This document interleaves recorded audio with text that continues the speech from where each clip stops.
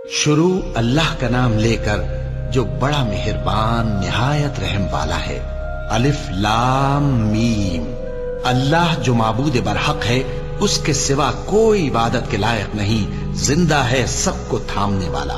उसने ए नबी तुम पर सच्ची किताब नाजिल की जो पहली आसमानी किताबों की तस्दीक करती है, और उसी ने तौरात और इंजील नाजिल की थी। ये दो किताबें उसने पहले नाजिल की थीं लोगों की हिदायत के लिए, और फिर कुरान जो हक और बातिल को अलग अलग कर देने वाला है नाजिल किया।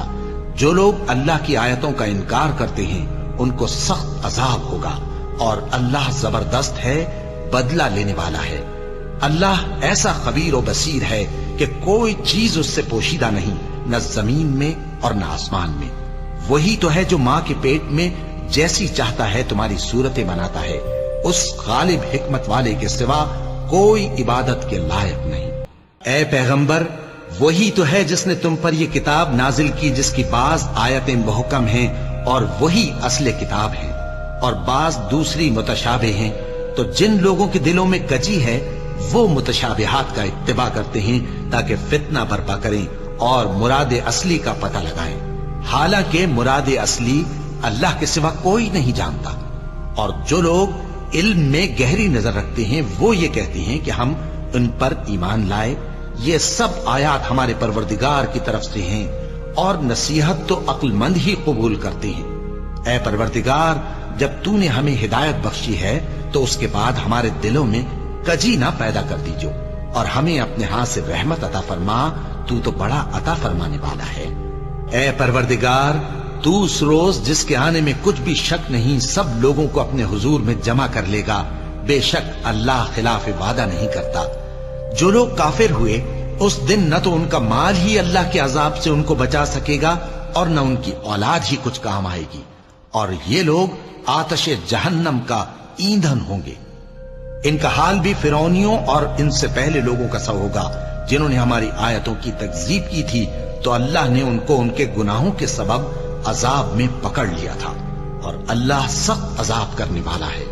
ए पैगंबर, काफिरों से कह दो कि तुम दुनिया में भी अनकरीब मगलूब हो जाओगे और आखिरत में जहन्नम की तरफ इकट्ठा किए जाओगे, और वो बुरी जगह है। तुम्हारे लिए दो गिरोहों में जो जंगे बद्र के दिन आपस में भिड़ गए कुदरत इलाही की अजीम शान निशानी थी। एक गिरोह मुसलमानों का था, वो अल्लाह की राह में लड़ रहा था, और दूसरा गिरोह काफिरों का था, वो उनको अपनी आंखों से अपने से दुगना मुशाहिदा कर रहा था। और अल्लाह अपनी नुसरत से जिसको चाहता है मदद देता है। जो अहले बसारत हैं उनके लिए इस वाक़े में बड़ी इबरत है। लोगों को उनकी ख्वाहिशों की चीजें यानी औरतें और बेटे और सोने और चांदी के बड़े बड़े ढेर और निशान लगे हुए घोड़े और मवेशी और खेती बड़ी जीनतदार मालूम होती हैं, मगर ये सब दुनिया ही की जिंदगी के सामान हैं, और अल्लाह के पास बहुत अच्छा ठिकाना है। ऐ पैगंबर, इनसे कहो कि भला मैं तुमको ऐसी चीज बताऊं जो इन चीजों से कहीं अच्छी हो। सुनो, जो लोग परहेजगार हैं उनके लिए अल्लाह के यहाँ बागात बहिश्त हैं जिनके नीचे नहरें बह रही हैं, उनमें वो हमेशा रहेंगे, और पाकीज़ा बीवियां हैं, और सबसे बढ़कर अल्लाह की खुशनूदी। और अल्लाह अपने सब बंदों को देख रहा है जो अल्लाह से इल्तिजा करते हैं कि ऐ परवरदिगार, हम ईमान ले आए सो हमको हमारे गुनाह मुआफ फरमा और हमको दोज़ख के अजाब से महफूज रख। ये वो लोग हैं जो मुश्किलात में सब्र करते और सच बोलते और इबादत में लगे रहते और नेकी में खर्च करते और औकात सहर में गुनाहों की मुआफी मांगा करते हैं। अल्लाह तो इस बात की गवाही देता है कि उसके सिवा कोई माबूद नहीं, इस हाल में कि वो इंसाफ का हाकिम है, और फरिश्ते और इल्म वाले भी गवाही देते हैं कि उस गालिब हिकमत वाले के सिवा कोई लायक इबादत नहीं। दीन तो अल्लाह के नजदीक इस्लाम ही है, और अहले